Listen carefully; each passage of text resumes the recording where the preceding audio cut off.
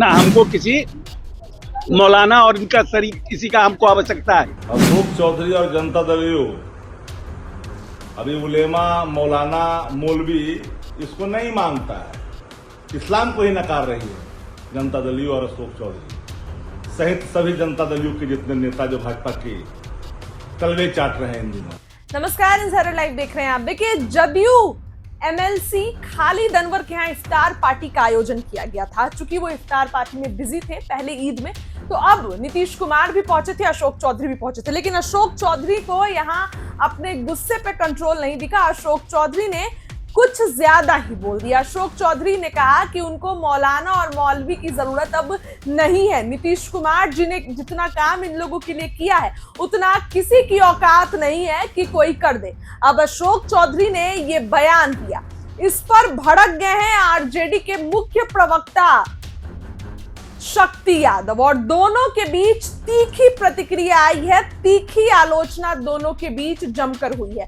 जहां एक तरफ अशोक चौधरी ने इस चीज को कहा, तो शक्ति यादव ने यह कहा कि आप लोग तलवे चाटने वाले हैं। जी हां, अशोक चौधरी और जदयू को नसीहत देते हुए राजद ने यह साफ साफ कह दिया कि आप लोग तलवे चाटने वाले हैं। राजद की तरफ से बयान आया। सबसे पहले आप अशोक चौधरी का बयान सुनिए। देखिए, मैसेज क्या है, ये तो ईद और बकरीद तो त्योहार का समय है।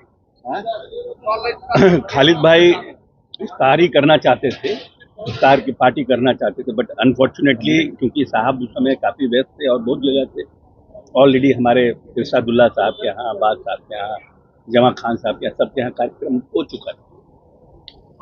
तो इनको साहब ने कहा ईद की, लेकिन क्योंकि ईद के दिन खुद ही व्यस्त थे, फिर साहब नहीं मिला था, इसलिए ईद का तो महीने दिन तक ईद का त्योहार चलता है, इसलिए आज ईद मिलन का कार्यक्रम रखा है।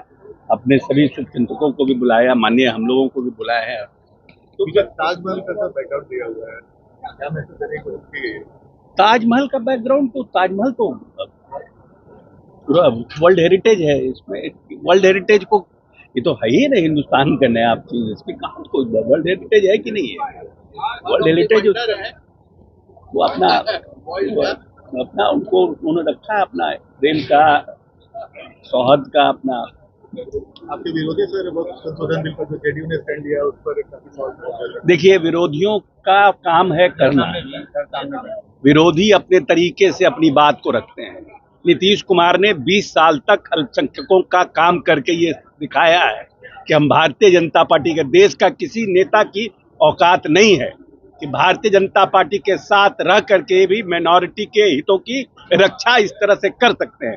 किसमें हिम्मत है कि जो लोग बवाली लोग हैं, वो लोग बड़े बड़े नेताओं से जुड़े हुए हैं और उनको प्रदेश के हित में जेल के अंदर बंद करने का, ये नीतीश कुमार है। इसलिए नीतीश कुमार पर जो प्रश्न उठाते हैं, पहले अपने गिरबान में झांक के देखें।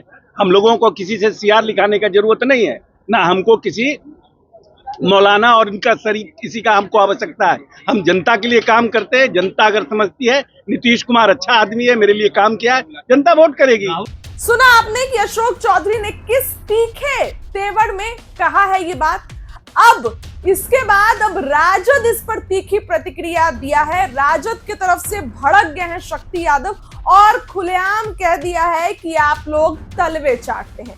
वक्फ बोर्ड का मुद्दा शांत होने का नाम नहीं ले रहा है। शक्ति यादव का बड़ा बयान निकल कर आया है। शक्ति यादव ने अशोक चौधरी को घेरते हुए सभी बातें साफ साफ कह दी है। क्या कुछ कह रहे हैं, अब इनका बयान सुनिए। आरजेडी के मुख्य प्रवक्ता शक्ति यादव। अशोक चौधरी और जनता दल यू अभी उलेमा मौलाना मौलवी इसको नहीं मानता है, इस्लाम को ही नकार रही है जनता दल यू और अशोक चौधरी सहित सभी जनता दल यू के जितने नेता जो भाजपा के तलवे चाट रहे हैं इन दिनों। आरएसएस और संघ की विचारधारा से गाइड हो रहे हैं, कट्टर संघी बन चुके हैं सारे लोग। क्या मतलब है इनको इंसानियत से, इंसान से, इस्लाम से?